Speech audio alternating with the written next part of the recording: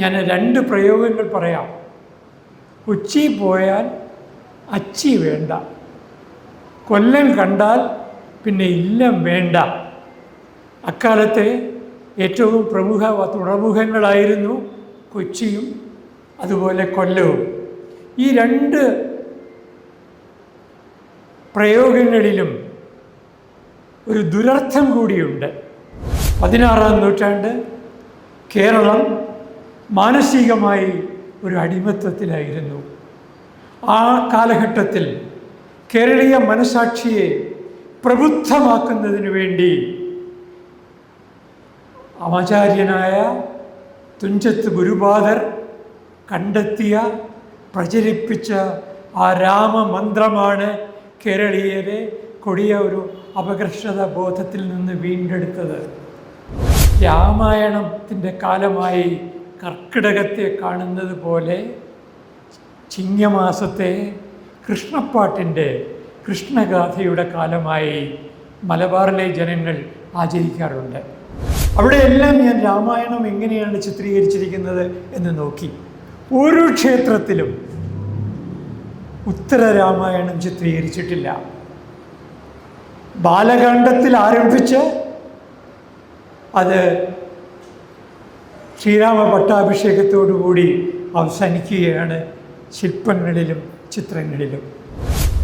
അപ്പോൾ ഉത്തര രാമായണം പിൽക്കാലത്ത് ആരോ എഴുതി ചേർത്ത, ആരോ അല്ല, പൗരോഹിത്യത്തിൽ അഭിരമിച്ചിരുന്ന ആളുകൾ എഴുതി ചേർത്ത ഒരു പ്രക്ഷിപ്ത ഭാഗമാണ് എന്ന ഒരു തീരുമാനത്തിലേക്ക് എനിക്കും ചെന്നെത്താൻ സാധിച്ചു.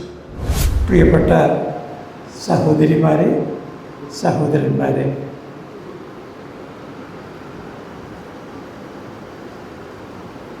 തിരുവനന്തപുരത്തെ സാംസ്കാരിക രംഗത്ത് അചഞ്ചലമായി പ്രവർത്തിച്ചുകൊണ്ടിരിക്കുന്ന ഐരാണിമുട്ടത്തെ ഈ മഹാസ്ഥാപനത്തെക്കുറിച്ച്, തുഞ്ചൻ സ്മാരക സമിതിയെക്കുറിച്ച് എന്നോട് ആദ്യമായി പറയുന്നത് സുഹൃത്തും സഹപാഠിയുമായ ഈ നാട്ടുകാരനാണ്. അദ്ദേഹത്തിൻ്റെ പേര് പി വിജയരാഘവൻ എന്നാണ്. അദ്ദേഹത്തിൻ്റെ പിതാവ് ഈ സമിതിയുടെ ഒരു സജീവ അംഗമായി വളരെ കാലം പ്രവർത്തിച്ചിരുന്നു. പിന്നീട് ഐരാണിമുട്ടത്തെ നവരാത്രി ആഘോഷങ്ങളെപ്പറ്റിയും വിജയദശമി ആഘോഷങ്ങളെപ്പറ്റിയും തുഞ്ചൻ സ്മാരക പ്രഭാഷണങ്ങളെക്കുറിച്ചും എല്ലാം കേൾക്കാൻ തുടങ്ങി. ഇവിടെ ആദ്യമായിട്ടല്ല ഞാനും പങ്കെടുക്കുന്നത്. പക്ഷേ ഇന്നത്തെ ഈ ദിവസത്തിൻ്റെ പ്രാധാന്യം കൊണ്ട് ഞാൻ പഴയ സ്മരണകളൊക്കെ അവസാനിപ്പിച്ചിട്ട്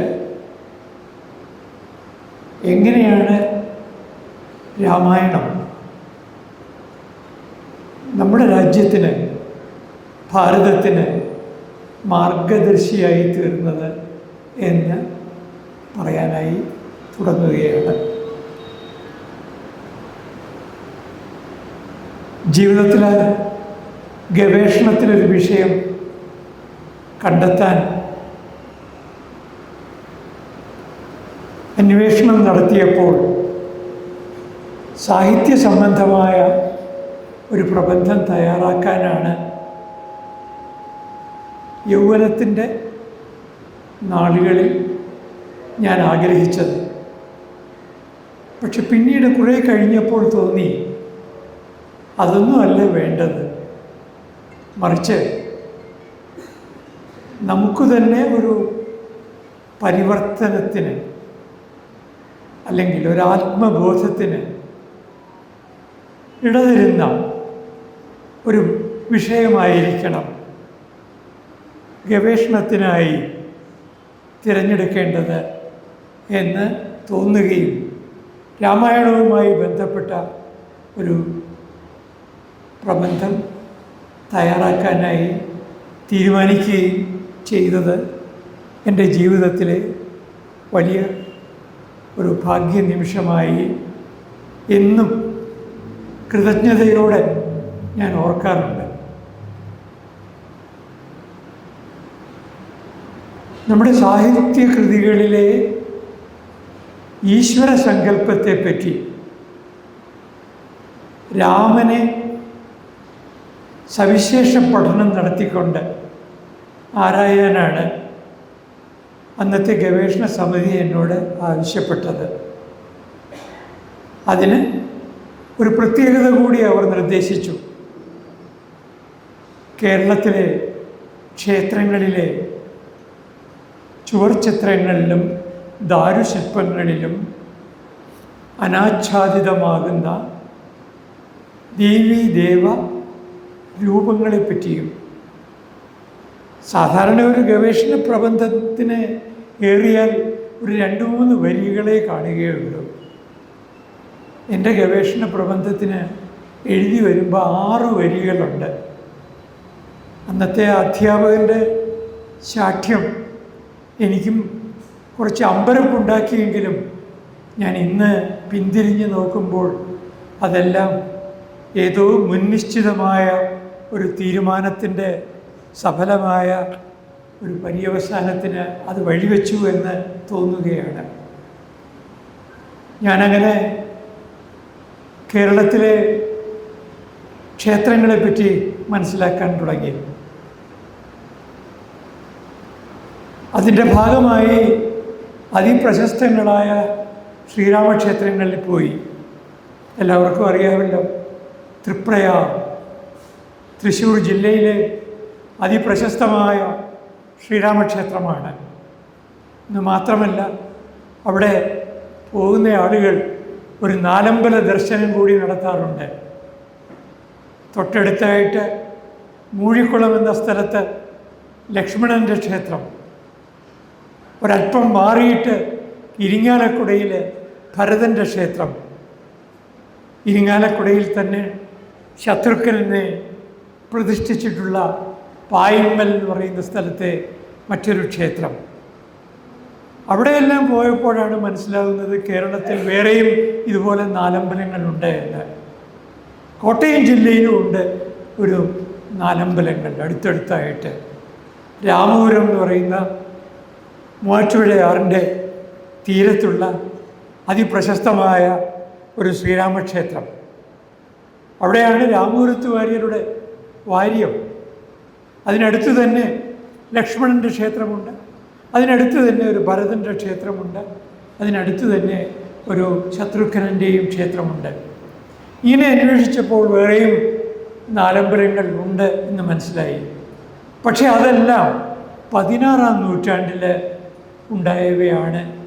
അതിനു മുമ്പ് ഇതൊന്നും തന്നെ രാമക്ഷേത്രങ്ങളോ ലക്ഷ്മണ ക്ഷേത്രങ്ങളോ അല്ലെങ്കിൽ ശത്രുഘ്നൻ്റെ ക്ഷേത്രങ്ങളോ ആയിരുന്നില്ല എന്നും കണ്ടെത്താൻ കഴിയും. അവിടെയൊക്കെ ഉള്ള വിഗ്രഹങ്ങൾ ചതുർബാഹുവായ മഹാവിഷ്ണുവിൻ്റേതാണ്. എന്തുകൊണ്ടായിരിക്കണം ഈ ചതുർബാഹുവായ മഹാവിഷ്ണുവിൻ്റെ ക്ഷേത്രങ്ങൾ ഒരു 16-ാം നൂറ്റാണ്ടാകുമ്പോഴേക്കും അത് ശ്രീരാമക്ഷേത്രങ്ങളായിട്ട് മാറിയത് എന്ന ഒരു അന്വേഷണത്തിലേക്ക് കേരള ചരിത്രം പഠിക്കുന്ന ഒരു വിനീതനായ വിദ്യാർത്ഥി എന്ന നിലയിൽ ഞാൻ തുടർന്ന് ആരായുകയുണ്ടായി. അങ്ങനെയാണ് എഴുത്തച്ഛൻ്റെ കാലം എന്ന വിഖ്യാതമായ ചേലനാട്ട് അച്യുതമേനോൻ്റെ ഗ്രന്ഥവുമായി അടുത്ത് പരിചയപ്പെടാനും പല ആവർത്തി അത് വായിക്കുവാനും അവസരം കിട്ടിയത്. അവിടെ അദ്ദേഹം വളരെ കൃത്യമായി ഒരു 16-ാം നൂറ്റാണ്ടിൻ്റെ സവിശേഷതയെപ്പറ്റി പറയുന്നുണ്ട്. 16-ാം നൂറ്റാണ്ട് കേരളം മാനസികമായി ഒരു അടിമത്തത്തിലായിരുന്നു. ആ കാലഘട്ടത്തിൽ കേരളീയ മനസാക്ഷിയെ പ്രബുദ്ധമാക്കുന്നതിന് വേണ്ടി ആചാര്യനായ തുഞ്ചത്ത് ഗുരുപാദർ കണ്ടെത്തിയ പ്രചരിപ്പിച്ച ആ രാമമന്ത്രമാണ് കേരളീയരെ കൊടിയ ഒരു അപകർഷത ബോധത്തിൽ നിന്ന് വീണ്ടെടുത്തത്. ഇതാണ് ചേലനാട്ട് അച്യുതമേനോൻ എഴുത്തച്ഛൻ്റെ കാലമെന്ന വിഖ്യാതമായ ഗവേഷണ ഗ്രന്ഥത്തിൽ സൂചിപ്പിക്കുന്നത്. അദ്ദേഹം വേറെ ചില കാര്യങ്ങൾ കൂടി പറയുന്നുണ്ട്. ആ കാലഘട്ടത്തിൽ പോർച്ചുഗീസുകാരുടെ ആധിപത്യമുണ്ടായിരുന്നു. അതുവരെ കേരളം എന്ന് പറയുന്നത് കാർഷിക വൃത്തിയിൽ കിട്ടുന്ന തുച്ഛമായ അല്ലെങ്കിൽ നാമമാത്രമായ വരുമാനം, ആ വരുമാനവും കാർഷിക ഉത്സവങ്ങൾ, ഓണം പോലെയുള്ള, വിഷു പോലെയുള്ള, തിരുവാതിര പോലെയുള്ള ആഘോഷങ്ങളും ഈ കേരളത്തിൽ എല്ലാം കാർഷിക ഉത്സവങ്ങളാണ്.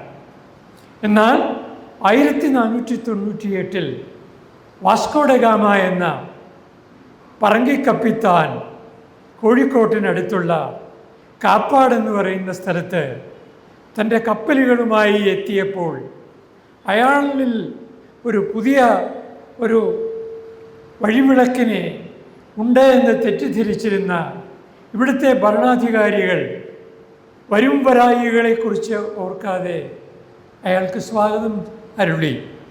എന്ന് മാത്രമല്ല, കുരുമുളകിൻ്റെ സുഗന്ധവ്യഞ്ജനങ്ങളുടെ കറുകപ്പട്ടയുടെയും ഏലത്തിൻ്റെയും ഇഞ്ചിയുടെയും എല്ലാം കുത്തക ഈ വിദേശികൾക്ക് എഴുതി കൊടുക്കുകയാണ് ചെയ്തത്. സ്വാഭാവികമായി അന്ന് നിലവിൽ നാടുവാഴികൾ തമ്മിലുണ്ടായിരുന്ന സ്പർദ്ധതയെ, അകൽച്ചയെ, വൈരത്തെ എല്ലാം മുതലെടുത്തുകൊണ്ടാണ് പറങ്കികൾ അവരുടെ വ്യാപാര ബന്ധത്തെ സുദൃഢമാക്കിയത്. വാസ്കോ ഡ ഗാമയ്ക്ക് ശേഷം അൽമേഡ വന്നു, അൽഫോൺസോ ഡി ആൽബുക്കർക്ക് വന്നു, അങ്ങനെ പറങ്കി തലവന്മാർ വന്നു. കൊച്ചി അന്നത്തെ ഏറ്റവും വിശ്രുതമായ വാണിജ്യ നഗരമായി രൂപാന്തരപ്പെട്ടു. ആ കൊച്ചിയുടെ വൈശിഷ്ട്യത്തെപ്പറ്റിയും അവിടുത്തെ ആർഭാടത്തെപ്പറ്റിയും എല്ലാം മേൽപ്പത്തൂരിനെ പോലെയുള്ള ഒരു കവിക്ക് പോലും അത്ഭുതത്തോടെ എഴുതുവാൻ സന്ദർഭമുണ്ടായി. മാട രാജാക്കന്മാരുടെ വൈഭവത്തെപ്പറ്റിയും കൊച്ചിയുടെ അഭിവൃദ്ധിയെപ്പറ്റിയും കവികൾ മാത്രമല്ല നാട്ടിൻപുറത്തും അതിനെക്കുറിച്ച് ചില വിശേഷണങ്ങളുണ്ട്. ഞാൻ 2 പ്രയോഗങ്ങൾ പറയാം. കൊച്ചി പോയാൽ അച്ചി വേണ്ട, കൊല്ലം കണ്ടാൽ പിന്നെ ഇല്ലം വേണ്ട. അക്കാലത്തെ ഏറ്റവും പ്രമുഖ തുറമുഖങ്ങളായിരുന്നു കൊച്ചിയും അതുപോലെ കൊല്ലവും. ഈ 2 പ്രയോഗങ്ങളിലും ഒരു ദുരർത്ഥം കൂടിയുണ്ട്. ആ ദുരർത്ഥം എന്താണെന്ന് ഞാൻ ഈ സന്ധിക്ക് വിശദീകരിക്കുന്നില്ല. കൊച്ചിയിൽ പോയാൽ അച്ചി വേണ്ട, ഭാര്യ വേണ്ട എന്ന് പറയുന്ന പ്രയോഗത്തിലും കൊല്ലം കണ്ടാൽ പിന്നെ ഇല്ലം മറക്കും എന്ന പ്രയോഗത്തിലും അല്ലെങ്കിൽ ഇല്ലം വേണ്ട എന്ന പ്രയോഗത്തിലും ആ ഭോഗ ആലസ്യതയുടെ മടിത്തട്ടിൽ മയങ്ങിക്കിടക്കുന്ന മലയാള സമൂഹത്തെ ഉണർത്തുകയായിരുന്നു തുഞ്ചത്ത് ഗുരുപാദർ ആധ്യാത്മരാമായണത്തിൻ്റെ രചനയിലൂടെ നിർവഹിച്ചത്. അതാണ് രാമായണത്തിൻ്റെ വൈശിഷ്ട്യം. ആ രാമായണം കേരളീയരെ ഉണർത്തുകയാണ് ചെയ്തത്. എനിക്ക് എഴുത്തച്ഛൻ്റെ രാമായണത്തിലെ അതാണ് പിന്നീട് നമുക്കറിയാം, പലരും കരുതുന്നത് പോലെ 1980കളുടെ അവസാനം മുതലാണ് ഈ രാമായണ പാരായണവും രാമായണ മാസാചരണവും എല്ലാം ഒരു കൃത്യനിഷ്ഠയോടെ ഇവിടെ തുടങ്ങിയത് എങ്കിലും അതിനു മുമ്പ് നമുക്ക് കർക്കിടക മാസത്തിനെ രാമായണ പാരായണത്തിൻ്റെ മാസമായി മലയാളികൾ കണ്ടിരുന്നു. എന്ന് മാത്രമല്ല, മലബാറിൽ ഞാൻ ജീവിതത്തിൻ്റെ ആദ്യഘട്ടങ്ങളിൽ ഇവിടെ സ്വാഗത പ്രസംഗകൻ സൂചിപ്പിച്ചതുപോലെ ഒരു പത്രപ്രവർത്തകനായിട്ട് ആണ് എൻ്റെ ജീവിതം ആരംഭിക്കുന്നത്, ഔദ്യോഗിക ജീവിതം ആരംഭിക്കുന്നത്. ആ പരിചയം കൊണ്ട് ധാരാളം മലബാറിലെ ഗ്രാമങ്ങളിലും ഉൾഗ്രാമങ്ങളിലുമൊക്കെ സഞ്ചരിക്കേണ്ടതായിട്ട് വന്നിട്ടുണ്ട്. അവിടെയൊക്കെ ഞാൻ കണ്ടിട്ടുള്ളത് രാമായണത്തിൻ്റെ കാലമായി കർക്കിടകത്തെ കാണുന്നത് പോലെ ചിങ്ങമാസത്തെ കൃഷ്ണപ്പാട്ടിൻ്റെ കൃഷ്ണഗാഥയുടെ കാലമായി മലബാറിലെ ജനങ്ങൾ ആചരിക്കാറുണ്ട്. നമ്മൾ കർക്കിടകത്തിൽ രാമായണം വായിക്കുന്നു, അതുപോലെ ചിങ്ങമാസം കൂടി ഈ മലബാറിലെ ജനങ്ങൾ, പ്രത്യേകിച്ച് വടക്കേ മലബാറിലെ ജനങ്ങൾ, പ്രത്യേകിച്ച് കണ്ണൂരിലെ ജനങ്ങൾ, കോരപ്പുഴയുടെ വടക്കുള്ള ആളുകൾ നിർബന്ധമായി കൃഷ്ണഗാഥ എല്ലാ ചിങ്ങമാസവും വായിക്കാറുണ്ട്. ഇതെല്ലാം പരസ്പര പൂരകമാണ്. എന്നെ അത്ഭുതപ്പെടുത്തിയ ഒരു വസ്തുത, ചിറ്റൂരിലെ തുഞ്ചൻ സമാധി പോയി. അവിടെ തുഞ്ചൻ സമാധിയിൽ ചെന്നപ്പോൾ ചിറ്റൂർ പുഴയ്ക്ക് ആ പേരിലല്ല ഇപ്പോൾ അറിയപ്പെടുന്നത്. പിന്നെയോ ശോകനാശിനി എന്ന പേരിലാണ്. തീർച്ചയായും ആ പേരിട്ടത് എഴുത്തച്ഛനാണെന്ന് ഞാൻ കരുതുന്നു. ശോകനാശിനിയാണ് അധ്യാത്മരാമായണം. അതിൻ്റെ അധ്യാത്മ രാമായണത്തിൻ്റെ ഏറ്റവും പ്രധാനമായ തത്വങ്ങൾ എന്ന് പറയുന്നത്, ഈ ശോകം എന്ന് പറയുന്നത് എങ്ങനെയാണ് ദുഃഖത്തെ അതിജീവിക്കേണ്ടത് എന്ന് നമ്മളെ പഠിപ്പിക്കുകയാണ്. എങ്ങനെ പഠിപ്പിക്കുന്നു? രാമൻ്റെ കഥ പാരായണം ചെയ്യുമ്പോൾ രാമൻ എന്ന് പറയുന്ന ആ അവതാര ശ്രേഷ്ഠന് പോലും ജീവിതത്തിൽ ദുഃഖങ്ങൾ ഉണ്ടായിട്ടുണ്ട് എന്നും ആ ദുഃഖങ്ങളെ എങ്ങനെയാണ് രാമൻ എന്ന അവതാര പുരുഷൻ അതിജീവിച്ചത് എന്നും നമ്മൾ പഠിക്കും. ഞാൻ തുടർന്ന് കേരളത്തിലെ ഏതാണ്ട് ഒരു 200ഓളം ക്ഷേത്രങ്ങളിൽ ക്ഷമാപൂർവം പോയി അവിടെയുള്ള ചുവർ ചിത്രങ്ങളൊക്കെ മനസ്സിലാക്കുവാൻ ശ്രമിച്ചു. എൻ്റെ ജീവിതത്തെ തന്നെ ഇളക്കി മറിച്ച ഒരു സംഭവമായിരുന്നു ഈ ക്ഷേത്ര ദർശനം. ഞാൻ ഒരു ക്ഷമാമൂർത്തിയായി ഞാനറിയാതെ മാറുകയായിരുന്നു. അവിടെയൊക്കെ, പ്രത്യേകിച്ച് മട്ടാഞ്ചേരിയിലെ കൊട്ടാരത്തിൽ പനയന്നാർക്കാവ് എന്ന പരിമല ദ്വീപിലെ തുരുത്തിലെ ഒരു മനോഹരമായ ക്ഷേത്രം എനിക്കും പ്രൊഫസർ രാമചന്ദ്രൻ പിള്ളയ്ക്കും ഒക്കെ വളരെ പ്രിയപ്പെട്ടതാണ്. ആ പരിമലയിലെ പനയന്നാർക്കാവ്, അവിടെയും അതിഗംഭീരമായി രാമായണ ചിത്രങ്ങൾ വരച്ചിട്ടുണ്ട്. പിന്നെ ഒരു 200ഓളം അമ്പലങ്ങളിൽ രാമായണത്തിൻ്റെ ദാരുശില്പങ്ങൾ എനിക്ക് കാണാൻ സാധിച്ചു. അതെല്ലാം ക്ഷമയോടെ ക്യാമറയിൽ പകർത്തുവാനും കഴിയുന്നത്രത്തോളം ചിത്രങ്ങൾ പേന കൊണ്ട് വരച്ചെടുക്കുവാനും തുടർന്ന് ഞാൻ ശ്രമിച്ചു. അതാണ് എൻ്റെ ജീവിതത്തിലെ ഏറ്റവും വലിയ നേട്ടം. അവിടെയെല്ലാം ഞാൻ രാമായണം എങ്ങനെയാണ് ചിത്രീകരിച്ചിരിക്കുന്നത് എന്ന് നോക്കി. ഒരു ക്ഷേത്രത്തിലും ഉത്തര രാമായണം ചിത്രീകരിച്ചിട്ടില്ല. ബാലകാണ്ഡത്തിൽ ആരംഭിച്ച് അത് ശ്രീരാമ പട്ടാഭിഷേകത്തോടുകൂടി അവസാനിക്കുകയാണ് ശില്പങ്ങളിലും ചിത്രങ്ങളിലും. അപ്പോൾ ഉത്തര രാമായണം പിൽക്കാലത്ത് ആരോ എഴുതി ചേർത്ത, ആരോ അല്ല, പൗരോഹിത്യത്തിൽ അഭിരമിച്ചിരുന്ന ആളുകൾ എഴുതി ചേർത്ത ഒരു പ്രക്ഷിപ്ത ഭാഗമാണ് എന്ന ഒരു തീരുമാനത്തിലേക്ക് എനിക്കും ചെന്നെത്താൻ സാധിച്ചു.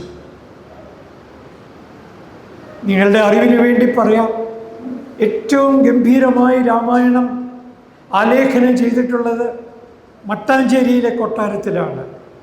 മാടഭൂപതിമാരുടെ, കൊച്ചി രാജാക്കന്മാരുടെ കിരീടധാരണ മുറിയിലാണ് ഈ രാമായണ ചിത്രീകരണം. ശ്രീരാമൻ്റെ ജനനം, ശ്രീരാമൻ്റെ ബാല്യകാലത്തെ വിദ്യാഭ്യാസം, അത് കഴിഞ്ഞ് ശ്രീരാമനെ പുരുഷപ്രാപ്തിയിലേക്ക് നയിക്കാനായി വിശ്വാമിത്രൻ കാട്ടിലേക്ക് കൊണ്ടുപോകുന്നു.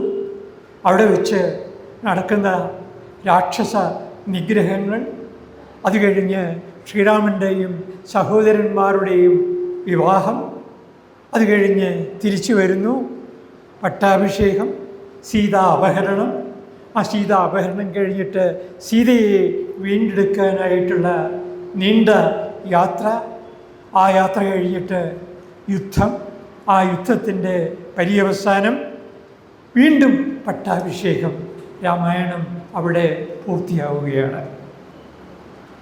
ഞാൻ പിന്നീടാണ് മനസ്സിലായത് ഈ ചിത്രകാരന്മാർക്ക് ഒരു ഗൂഢമന്ത്രമുണ്ടായിരുന്നു രാമായണ ചിത്രീകരണത്തിനായിട്ട്.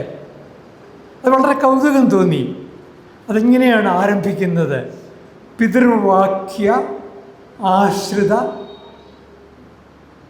പിതൃവാക്യത്തെ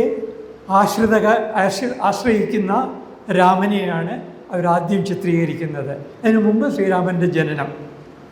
അത് കഴിഞ്ഞിട്ട് പിന്നെ ഭാർഗവ ദർപ്പ വിനാശകാരനായ രാമൻ, പിന്നെ അഹല്യമോക്ഷം നടത്തുന്ന രാമൻ, വിശ്വാമിത്രന് പ്രിയങ്കരനായ രാമൻ, താടകാവധം നടത്തുന്ന രാമൻ, അങ്ങനെ ഒരു ക്രമമുണ്ട്. ആ ക്രമത്തിൽ അവസാനം പട്ടാഭിഷേകത്തോടുകൂടി അവസാനിക്കുന്നു. ഈ ചിത്രീകരണങ്ങളിൽ ഇതന്നെ പല ക്ഷേത്രങ്ങളിലും കാണാൻ പറ്റും. പനയന്നാർക്കാവിൽ കാണാൻ പറ്റും, കോട്ടയ്ക്കൽ കാണാൻ പറ്റും, വടകരയുള്ള കിഴൂർ ക്ഷേത്രത്തിൽ കാണാം, അനേകം ക്ഷേത്രങ്ങളിൽ. പക്ഷെ അവിടെയെല്ലാം അതിൽ 3-4 ചിത്രങ്ങൾക്കാണ് പ്രാധാന്യം. ഒരു ചിത്രം എന്ന് പറയുന്നത് ശ്രീരാമൻ സേതുബന്ധനം നടത്തുന്നതിന് മുമ്പ് വരുണൻ്റെ ദർപ്പത്തെ ശമിപ്പിക്കാൻ ശ്രമിക്കുന്നു. പക്ഷേ ശ്രീരാമന് കഴിയുന്നില്ല. വരുണനിങ്ങനെ ആർത്തലച്ച് തിരമാലകൾ ഇങ്ങനെ സിംഹരൂപിയായിട്ട് വരികയാണ്. അവിടെ സേതുബന്ധനം അസാധ്യമാകുന്നു. ആ സമയത്ത് അനുയായികളായ വാനരന്മാർക്ക് ധൈര്യം പകരാനായി ശ്രീരാമൻ വരുണൻ്റെ ദർപ്പത്തെ, അഹങ്കാരത്തെ ശമിപ്പിക്കാൻ വേണ്ടി ഒരു അസ്ത്രമയക്കുന്നു. അതോടൊപ്പം തന്നെ ആ അസ്ത്രമയക്കുന്നതിന് മുമ്പ് ശ്രീരാമൻ ദർപ്പശയനനായിട്ട് കിടക്കും. ദർപ്പപ്പുല്ലുകൾ വിരിച്ച് അവിടെ ശ്രീരാമൻ കിടക്കുകയാണ്, നിരാഹാരം. അല്ലെങ്കിൽ ഏകാഗ്രതയോടെ ശ്രീരാമചന്ദ്രൻ ഈശ്വരനെ സമർപ്പിച്ച് തൻ്റെ കഴിവുകൾക്ക് പരിമിതിയുണ്ട് എന്ന് തിരിച്ചറിഞ്ഞ് ഭീകരനായ ഭീമാകാരനായ ആ വരുണനെ നേരിടാനുള്ള ശക്തി സ്വാംശീകരിക്കാനായിട്ട് തപസ് ചെയ്യുന്ന ചിത്രം. അത് അതിഗംഭീരമായിട്ടാണ് കേരളീയ കലാകാരന്മാർ ആലേഖനം ചെയ്യുന്നത്. അത് കഴിഞ്ഞിട്ട് പിന്നെ ശ്രീരാമൻ്റെ ഒരു ഗംഭീരമായ ചിത്രം ഞാൻ ഇവിടെ എല്ലാം കണ്ടിട്ടുള്ളത് വീരരാമൻ്റേതാണ്. ഉടലാസകലം മുറിവേറ്റ് നിൽക്കുന്ന വീരരാമൻ, പരാജയം കൺമുമ്പിൽ എന്നോണം കാണുന്ന സന്ദർഭങ്ങളിലും തളരാതെ ആ വീര്യത്തെ വീണ്ടെടുത്തുകൊണ്ട് അക്ഷോഭ്യനായി അചഞ്ചലനായി രാമനെ ഞാൻ കീഴ്പ്പെടുത്തും എന്ന് ദൃഢപ്രതിജ്ഞ നടത്തുന്ന രാമൻ. മറ്റൊരു ഗംഭീരമായ ചിത്രം എന്ന് പറയുന്നത് ശ്രീരാമനും സീതാദേവിയുമായിട്ടുള്ള പുനഃസമാഗമം. അടുത്ത ഗംഭീരമായൊരു ചിത്രം, കേരളത്തിൽ മാത്രം കാണുന്ന ഒരു ചിത്രം, ഹനുമാൻ ശ്രീരാമൻ്റെ രാമായണം പാരായണം ചെയ്യുന്നു. അത് ശ്രീരാമനും സീതാദേവിയും കേൾക്കുന്നു. അവിടെ സുഗ്രീവനുണ്ട്, ഭരതനുണ്ട്, ലക്ഷ്മണനുണ്ട്, എല്ലാവരും ഉണ്ട്, സഹോദരന്മാരും എല്ലാവരും ഉണ്ട്. ഈ 4 ചിത്രങ്ങൾക്ക് ആണ് കേരളീയർ വലിയ പ്രാധാന്യം കൊടുത്തിരുന്നത്. എനിക്കിതാണ് പറയാനുള്ളത്. ഈ കേരളീയർ അവരുടെ നഷ്ടപ്പെട്ടു പോയ പൗരുഷത്തെ വീണ്ടെടുക്കുവാൻ അവരെ രാമായണത്തിലൂടെ എഴുത്തച്ഛൻ പ്രേരിപ്പിക്കുകയായിരുന്നു. അതുപോലെ തന്നെ അധ്യാത്മരാമായണത്തിലെ എനിക്ക് ഏറ്റവും ഇഷ്ടമായ ഭാഗം എന്ന് പറയുന്നത് ലക്ഷ്മണോപദേശമാണ്. അവിടെ നമുക്കറിയാം ആ ലക്ഷ്മണോപദേശത്തിൻ്റെ എന്തുകൊണ്ടാണത് സവിശേഷമാകുന്നത്. വാസ്തവത്തിൽ അത് അധ്യാത്മരാമായണം മൂലത്തിൻ്റെ ഒരു പരിഭാഷയാണെന്ന് വേണമെങ്കിൽ പറയാം. പക്ഷെ പരിഭാഷ പലപ്പോഴും മൂലത്തെ അതിശയിക്കുന്നത് നമുക്ക് കാണാൻ പറ്റും. പാമ്പിൻ്റെ വായിൽപ്പെട്ടാലും ഇരയെ തേടുന്ന തവളയെപ്പോലെ എന്ന് എഴുത്തച്ഛൻ തനിക്ക് ചുറ്റുമുള്ള ലോകത്തെ നിരീക്ഷിക്കുകയാണ്. ചുട്ടെടുത്ത് ഇരുമ്പിൽ വീഴുന്ന വെള്ളം വളരെ പെട്ടെന്ന് വറ്റുന്നത് പോലെ എന്ന് പറഞ്ഞിട്ട് ലോകത്തിൻ്റെ നശ്വരതയെ എഴുത്തച്ഛൻ ചൂണ്ടിക്കാണിക്കുകയാണ്. കാലമാകുന്ന പാമ്പിനെ പോലെ, പണ്ടേ വിഴുങ്ങപ്പെട്ട കാലമാകുന്ന പാമ്പിനെ പോലെ പണ്ടേ വിഴുങ്ങപ്പെട്ട ഈ ലോകത്തെക്കുറിച്ചും അതുപോലെ പറയുകയാണ് എഴുത്തച്ഛൻ. വഴിപോക്കർ പെരുവഴി അമ്പലത്തിൽ ഒത്തുചേരുകയും പിരിയുകയും ചെയ്യുന്നത് പോലെയാണ് ഈ ലോക സ്വഭാവം എന്നും അദ്ദേഹം പറയുന്നുണ്ട്. പിന്നെ അദ്ദേഹം ഒരു കാര്യം കൂടി സൂചിപ്പിക്കുകയാണ്. ഒഴുകുന്ന നദിയിൽ മരത്തടികൾ ലക്ഷ്യമില്ലാതെ ഒഴുകുന്നത് പോലെയാണ് എന്ന്. ഇതെല്ലാം രാമായണത്തിൽ ഏറ്റവും പ്രധാനപ്പെട്ട 2 വരികൾ സ്ഥാപിക്കാൻ വേണ്ടിയായിരുന്നു പറഞ്ഞത്. ഭോഗങ്ങളെല്ലാം ക്ഷണപ്രഭാചഞ്ചലം വേഗേന നഷ്ടം ആയുസ്സും ഓർക്ക നീ. ഇത് ഓർമ്മിപ്പിക്കാൻ വേണ്ടിയിട്ടാണ് ബാക്കിയുള്ളതെല്ലാം പറയുന്നത്. ഇത് വാസ്തവത്തിൽ രാമൻ ലക്ഷ്മണനോട് പറയുന്നതാണെങ്കിലും നമുക്കിതിന് വേറൊരു വായന കൂടി സാധിക്കും. ഇത് എഴുത്തച്ഛൻ കേരളീയരോട് പറയുന്നതാണ്. ഭോഗങ്ങളെല്ലാം, ഇവിടുത്തെ ഭോഗങ്ങൾ കൊച്ചിയെപ്പോലെ, കോഴിക്കോടിനെ പോലെ, കൊല്ലത്തെ പോലെ ഉള്ള വാണിജ്യ നഗരങ്ങളിലെ ക്ഷണപ്രഭാചഞ്ചലങ്ങളായ ആ ഭോഗങ്ങളെപ്പറ്റി സൂചിപ്പിക്കുകയാണ്. പറങ്കികളുമായി നടത്തിയ വ്യാപാരത്തിൽ നിന്ന് കിട്ടുന്ന ലാഭത്തിൽ സംതൃപ്തരായ കേരളീയ ഭരണാധികാരികൾക്ക് നഷ്ടപ്പെട്ടു പോകുന്ന മൂല്യബോധത്തെപ്പറ്റിയാണ് എഴുത്തച്ഛൻ ഇവിടെ പറയാതെ പറയുന്നത്. ഇതാണ് ഒരു കവി ചെയ്യേണ്ടത്. കവി പറയാതെ പറയാൻ ബാധ്യസ്ഥനാണ്. അതാണ് ധ്വനി. ആ ധ്വനിയുടെ കാതൽ കണ്ടെത്തിയ പ്രതിഭാശാലിയായിരുന്നു എഴുത്തച്ഛൻ. എഴുത്തച്ഛൻ്റെ രചന നമുക്ക് എന്നും അധ്യാത്മരാമായണം, അതുകൊണ്ടാണ് നമുക്ക് എന്നും സ്വീകാര്യമായത്. കേരളീയരെ എപ്പോഴും ആവേശം കൊള്ളിച്ചിരുന്നത് ഈ രാമൻ്റെ കഥയാണെന്നുള്ളതിന് നമുക്ക് എഴുത്തച്ഛൻ്റെ കൃതി മാത്രമല്ല ഉദാഹരണമായിട്ടുള്ളത്. രാമചന്ദ്രവിലാസവും രാമായണം ചമ്പുവും